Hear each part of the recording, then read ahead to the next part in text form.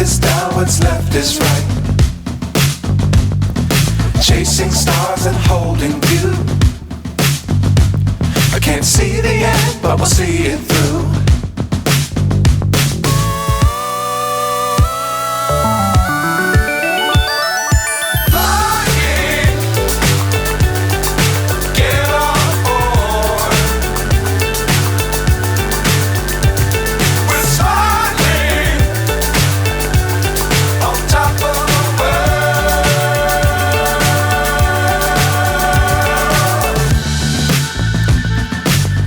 Times don't fly too high. Be sure to keep the ground in sight. Fly forever if you keep it tight. Love the world but keep the sky on your mind.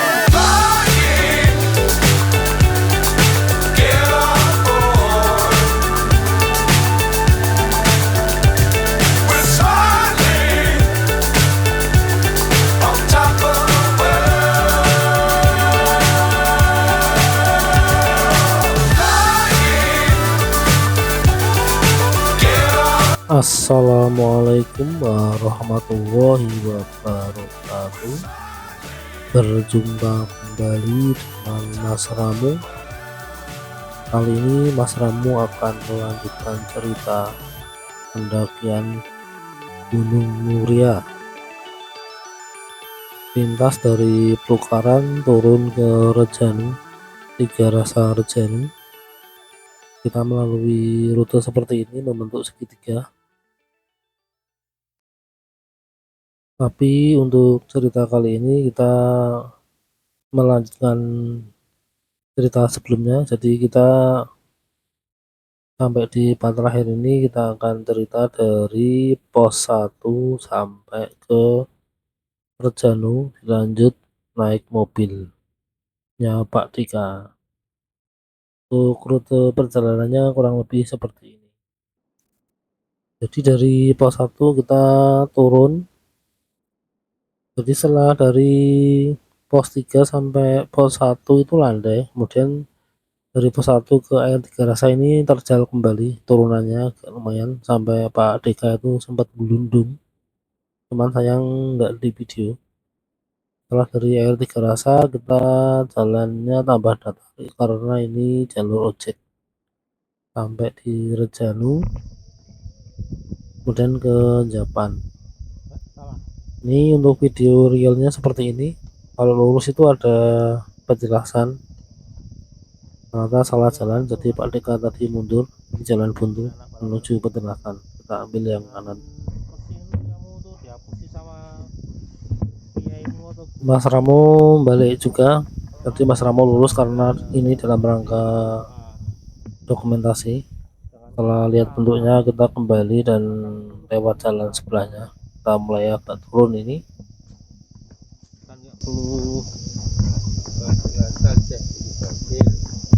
Tuh, stasiun bakar bukannya yang ada di Gunung Tidar itu? Tidak.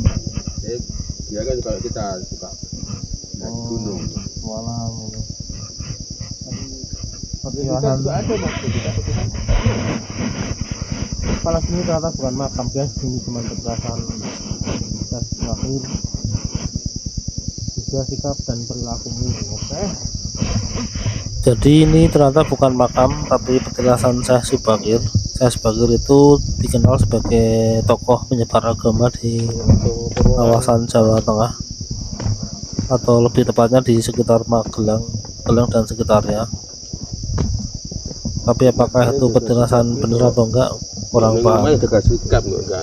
Biasanya orang-orang kejawen, orang-orang animisme, dinamisme, dan orang-orang anu itu suka sekali dengan tempat-tempat seperti ini.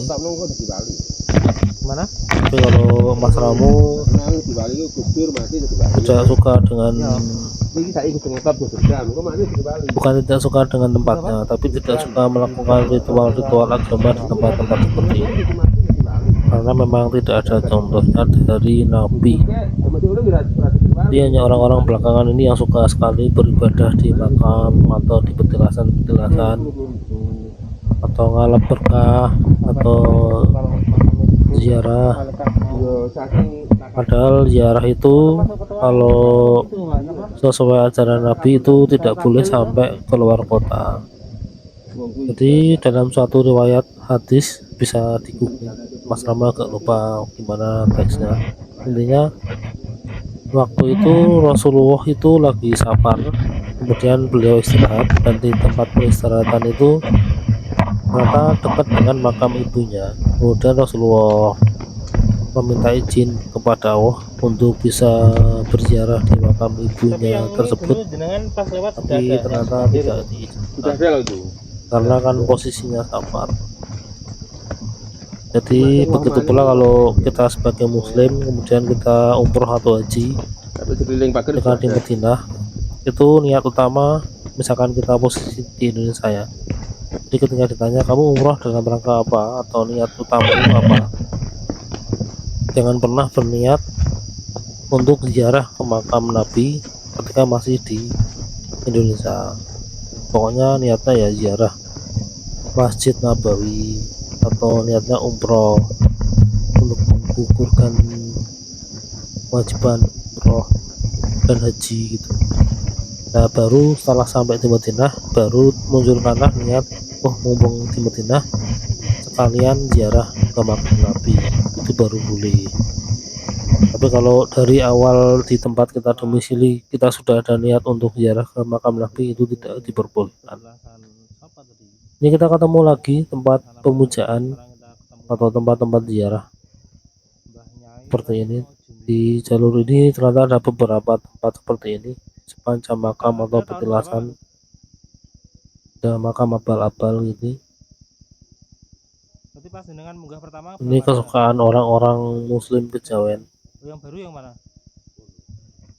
Di sini makam ini bukan enggak tapi apa? Bukan atau enggak semua itu makam lama. Ada juga makam baru. Jadi semacam kayak bisnis makam gitu.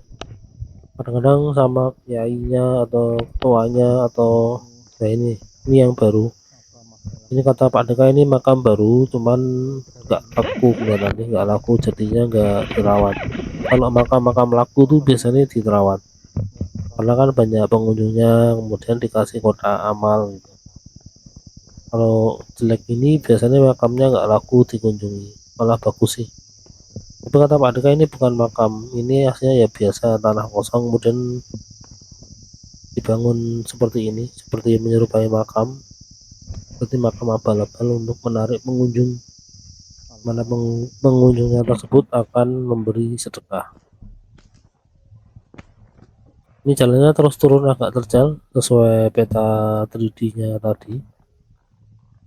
Jadi pada cerita kali ini kan tadi diawali intro cuplikan video drone, kemudian video animasi 3 dimensi, dan ini video manusia realnya. Nanti akan diakhiri video drone versi lengkapnya. Cuman sayang sekali jalan dari pos 1 sampai air Tiga Rasa Rejanu ini POV atau POI yang Mas Ramo ambil itu gak lengkap. Salah satunya yang Pak Deka kepleset sampai ngelundung itu nggak kerekam. Ini kita udah sampai Rejanu karena POV-nya sama sih, jalurnya seperti itu semua, hampir sama semua. Ini kita sudah nyampe di air Tiga Rasa. Air Tiga Rasa ini ada 3 sendang kecil di sebelah kiri itu, dimana 3 sendang ini memiliki rasa yang berbeda-beda. Coba kita lewat dalamnya, penampakannya seperti ini. Ini sumur yang satu, ada gayung dan gelas-gelas gitu ya. Kemudian kita maju lagi, ini sumur yang kedua, ya sama sih penampakannya. Itu juga ada tulisan-tulisan seperti itu, bisa dibaca sendiri, di pause gitu kalau mau baca. Kita keluar dan di sini ada tulisan lagi. Ini kita explore dikit sambil nunggu Pak Deka datang. Air Tiga Rasa tulisannya. Kita istirahat dulu sambil nunggu Pak Deka ya. Jadi tulisan ini ya menerangkan bahwa 3 sumur itu rasa airnya berbeda-beda, dan rasa air ini satu orang dengan orang yang lain juga akan berbeda, katanya seperti itu. Atau mungkin tergantung amalan orangnya, atau tergantung lidahnya orangnya, ya kurang paham. Intinya mereka percaya rasa air ini dipengaruhi oleh kondisi orangnya, kondisi spiritual maksudnya. Kita duduk dulu sambil nunggu Pak Dika datang, dan tadi Pak Dika udah datang, udah ngicipi airnya. Sekarang Pak Dika posisi di depan, ini Mas Ramu tertinggal di belakang. Ini ada orang-orang datang, rombongan ziarah ya. Kalau dilihat di peta itu di sebelah kiri atas itu ada air terjun. Sebenarnya Mas Ramu juga pengen eksplorasi sih, cuman ini waktu nggak memungkinkan dan Pak Dika malah bablas duluan. Ya udah, Mas Ramu ngikut Pak Dika aja. Oh ya, untuk Pak Dika ini punya channel YouTube yang cukup populer. Nama channelnya ini Pajero Trip 789 Adventure. Ini channelnya berisi tentang pendakian, pokoknya intinya petualangan Pak Dika lah. Ada pendakian, ada off-road dan lain-lain dari kegiatannya Pak Dika. Ini kita turun terus dari air Tiga Rasa lagi, kita menuju parkiran. Tadi di kanan kiri ada warung. Ini kalau di air Tiga Rasa ini sebenarnya kita nggak perlu takut ini kelaparan, asal bawa uang kita bisa beli makanan di sini. Dari air Tiga Rasa ini ke Jepang itu ada ojek. Jepang ini karena kan masih siang, kemungkinan Mas Ramu milih jalan kaki aja ke Jepang, dan kita nyari Pak Dika di manakah. Mas Ramu ini jalan sambil tengok-tengok di setiap warung, nengok barangkali Pak Dika ada di dalam.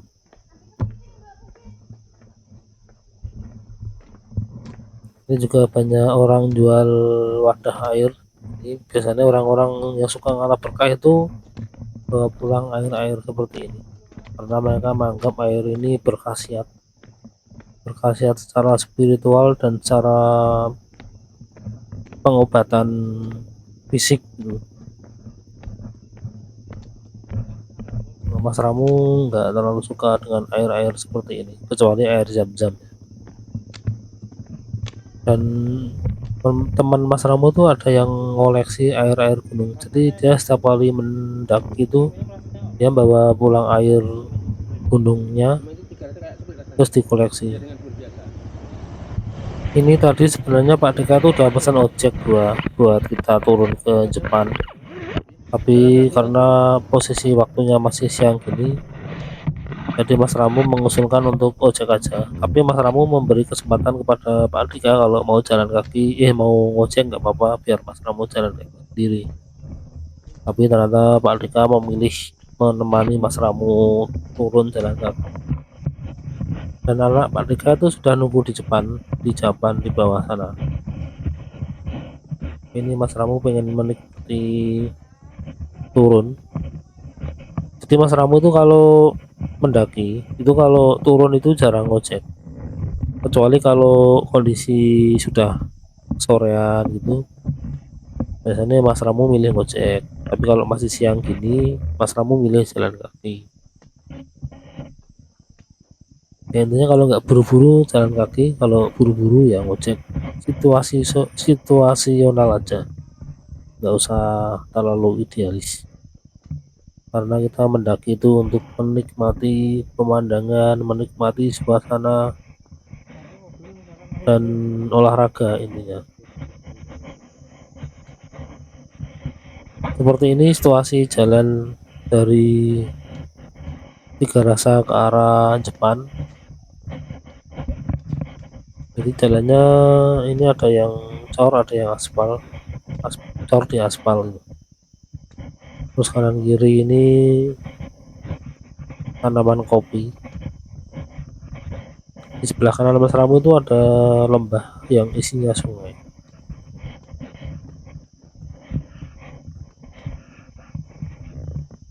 Ini jalannya lumayan sebenarnya turunannya,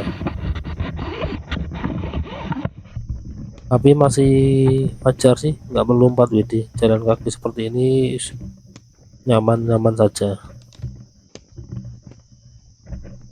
Ini sebenarnya mobil juga bisa lewat sini, cuman nggak diperbolehkan ya, mungkin untuk memperdayakan warlock, project warlock. Kalau orang-orang yang tidak terbiasa mendaki ya agak kerepotan kalau harus jalan kaki dari depan ke sini. Jadi tukang ojek itu bisa dibilang membantu lah, membantu bagi orang-orang yang tidak terbiasa jalan kaki.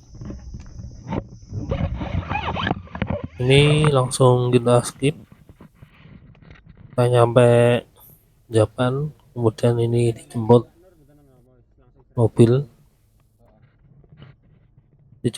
anaknya Pak Deka untuk diantar kembali ke rumahnya, tempat kendaraan Mas Ramu diparkir. Tapi ini sebelum pulang kita diajak mampir dulu ke Dawe. Ini sayang sekali view dari sini nggak terlalu jelas view jalannya. Sebenarnya kalau ini karena model kabinnya kan gini. Ini kalau mobilnya Mas Ramu yang model kotak tahu itu masih kelihatan jalannya. Kalau ini model kabinnya melancip menurun gitu, jadi nggak terlalu kelihatan jalan.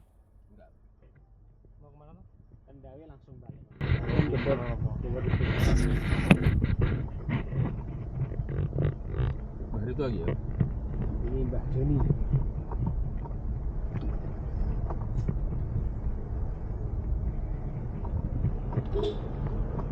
Udah boleh Pak ya.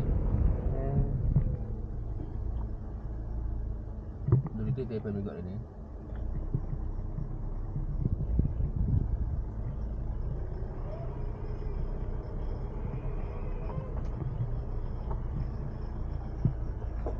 Amin Pak Subur.